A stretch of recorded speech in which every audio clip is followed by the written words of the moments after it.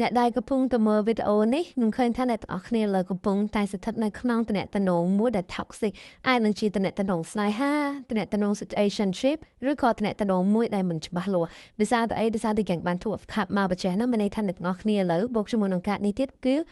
មានអារម្មណ៍ថាគេទុកចោលទទួលស្គាល់ថាគេឥឡូវគេទុកចោលអ្នកទាំងអស់គ្នាមែនទៅធ្វើអ្នកទាំងអស់គ្នាគឺ feeling sad របៀបថាពិបាកចិត្តគេ ignore យើងអារម្មណ៍បែបគេ ignore គេទុកយើងចោលហើយចាំពិតទៅមិនមែនគេរវល់ទេគឺគេកំពុងតែមានជុំទី3ជាមួយនឹងសិលកាតនេះហើយនឹងសិលកាតនេះមកទៀត I am not available មានន័យថាទេអត់ស្មោះតែយើងម្នាក់ទេគេកំពុងតែមានជុំទី3អីដែលសំខាន់គេអាចនិយាយបានថាគេ private ជាមួយនឹងម្នាក់ហ្នឹងក៏ថាបានដែរអញ្ចឹងណាហើយខ្ញុំនឹងនិយាយពីចិត្តបរិសម្នាក់ហ្នឹងឃើញថាមនុស្សគាត់ជាមនុស្សមួយដែល playboy វានិយាយភាសាអង់គ្លេសគឺ playboy តែម្ដងអីដែលសំខាន់មនុស្សគាត់នេះគឺគេហៅថាបាក់ដៃក្នុងដៃនិយាយទៅនិយាយចោលឬក៏និយាយឲ្យអត់ធ្វើជាទង្វើរបស់គាត់អីអញ្ចឹងណាទន្ទឹមនឹងផងដែរបើទោះជាគាត់គឺជាមនុស្ស playboy ក៏ពិតមែនប៉ុន្តែគាត់ម្នាក់ហ្នឹងគឺជាមួយនឹងអ្នកទាំងអស់គ្នាអញនិយាយថា hing fake គឺគាត់តែងតែធ្វើជា gentleman គាត់ធ្វើជាមនុស្សបរិសុទ្ធគេហៅ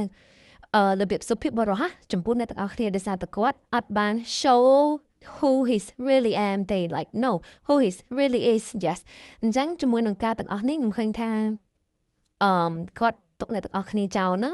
មិនមែនដោយសារគាត់រវល់ការងារឬក៏រវល់ជាមួយនឹងការសិក្សាអីទេប៉ុន្តែគាត់រវល់ជាមួយនឹងជនទី3ណាអូខេអញ្ចឹងសម្រាប់អ្នកណាដែលគាត់ចង់អានការផ្ទាល់ខ្លួនជាមួយនឹងខ្ញុំអាចsorry អាចតាក់ទងមកខ្ញុំតាម IG ក៏បាន TikTok នេះក៏បានឬក៏ Facebook ក៏បានអរគុណ